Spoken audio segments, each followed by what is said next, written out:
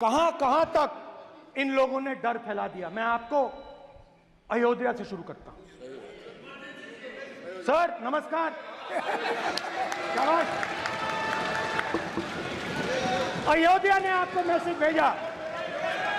अयोध्या ने राम भगवान मेरा व्यवस्था का सवाल है।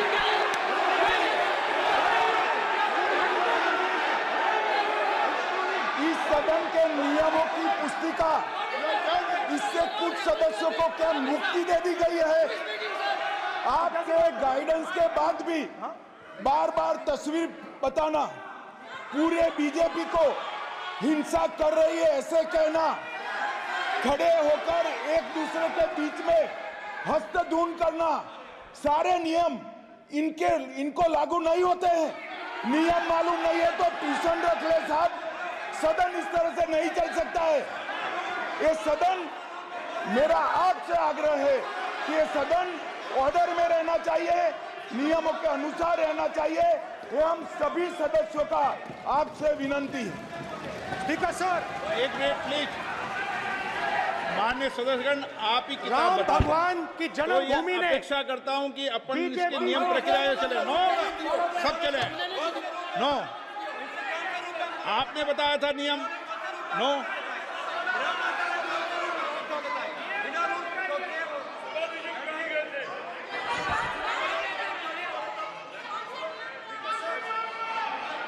माइक दीजिए सर। हाँ सर, मेरा सवाल है सर, इस माइक का कंट्रोलर किसके हाथ में? प्लीज बैठिए, बैठिए सर ये ऑफ होता है, प्लीज, बीच में माने ऑफ हो बैठिए जाता है। प्लीज। ये बार कई बार विषय उठ गई और बहुत गंभीर, और माननीय सदस्य, आप प्रतिपक्ष के नेता हैं, आप सदन के बाहर भी ये बात कहते हैं कि माइक बंद कर देते हैं। मैंने कई बार आग्रहपूर्वक किया कि आसन पर इस तरीके का आरोप नहीं लगाएं। नो प्लीज, बात सुनिए। आसन पर सभी दल के, प्लीज, आसन पर सभी दल के लोग बैठते हैं और सभी दल के लोग सभापति तालिका पे हैं और सब जानते हैं कि एक व्यवस्था होती है, जिस भी माननीय सदस्यों को आग्रह किया जाता है बोलने का वो बोला जाता है, और जिसको आग्रह नहीं किया जाता उसका माइक चालू नहीं होता। आप बोलने के लिए खड़े, आपका माइक कभी बंद नहीं हुआ, कभी बंद नहीं हुआ। आप अगर आसन में जो भी विराज रहे हैं वो अगर आपका नाम नहीं पुकारते हैं तब माइक चालू नहीं होता। ये व्यवस्था हमेशा इस सदन की रही है, पुराने में भी और नए में भी।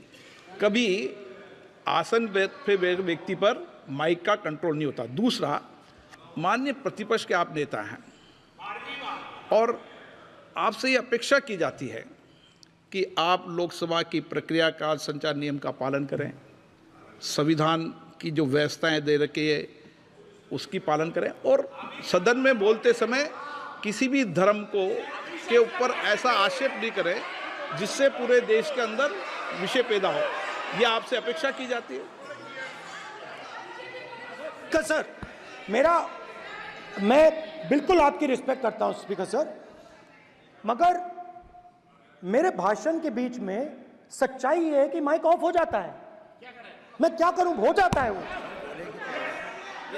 अब आपने देखा मैंने अयोध्या शब्द यूज किया और माइक ऑफ हो गया। नो, अरे ये प्रधानमंत्री मोदी जी के टाइम पे आधा आधा पैर आएगा क्या? तो अयोध्या ने राम भगवान की जन्मभूमि, प्लीज ब्रदर, राम भगवान की जन्मभूमि ने बीजेपी को मैसेज दिया और ये आपके सामने मैसेज बैठे हुए हैं। मैंने इनसे पूछा, कल कॉफी पी, इनसे मैंने पूछा बताइए, मैंने पूछा कि बताइए ये हुआ क्या। बीजेपी ने राम मंदिर का इनॉग्रेशन किया, बोलने दीजिए, राम मंदिर का इनॉग्रेशन किया। अरे भाई आप हार गए, उसको शर्म करिए। नाम बोलने की कोई जरूरत नहीं है, मैं भाषण दे रहा हूं, आप नहीं दे रहे हो। मुझे बोलना है जो बोलना है, मुझे नाम लेने की कोई जरूरत नहीं, मुझे जो बोलना है मैं बोलूंगा। तो अयोध्या ने मैसेज दिया और मैंने इनसे पूछा कि हुआ क्या, और इनका जवाब आया। मैंने उनसे पूछा कि आपको कब पता लगा कि आप अयोध्या में जीत रहे हो, और आपने कहा पहले दिन से मुझे पता था। सही बात।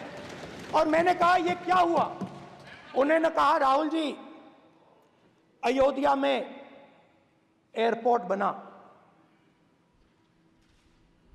अयोध्या की जनता से जमीन छीनी गई और आज तक उन्हें मुआवजा नहीं मिला है। उन्होंने कहा, सही बात, उन्होंने कहा कि अयोध्या में जो भी छोटे छोटे दुकानदार थे, जो भी छोटी छोटी बिल्डिंग्स थी, उन सारों को तोड़कर गिरा दिया गया और उन लोगों को सड़क पर कर दिया गया। इन्होंने यह भी कहा कि अयोध्या के इनॉग्रेशन में अयोध्या की जनता को बहुत दुख हुआ, क्योंकि इनॉग्रेशन में अदानी जी थे, अंबानी जी थे, मगर अयोध्या का कोई नहीं था। और ये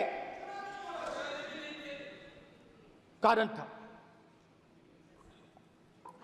था कि अयोध्या की जनता में, उनके दिल में नरेंद्र मोदी जी ने भय डाल दिया। उनकी जमीन ले ली, उनके घर गिरा दिए, और फिर अयोध्या के गरीब लोगों को, किसानों को, मजदूरों को मंदिर के इनॉग्रेशन तक नहीं जाने दिया। मंदिर के इनॉग्रेशन छोड़ो, उसके बाहर भी नहीं जाने दिया। और इसीलिए अयोध्या की जनता ने सही मैसेज भेजा। अच्छा, इन्होंने मुझे एक और बात बोली,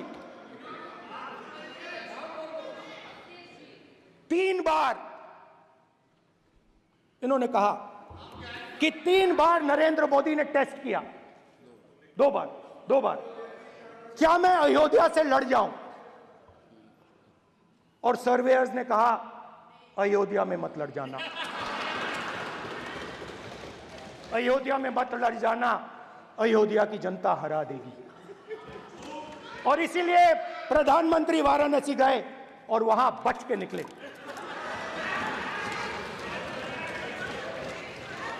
तो अयोध्या की जनता को डराया, पूरे देश को डरा दिया। मैं आपको बताता हूं, आज सुबह में आया,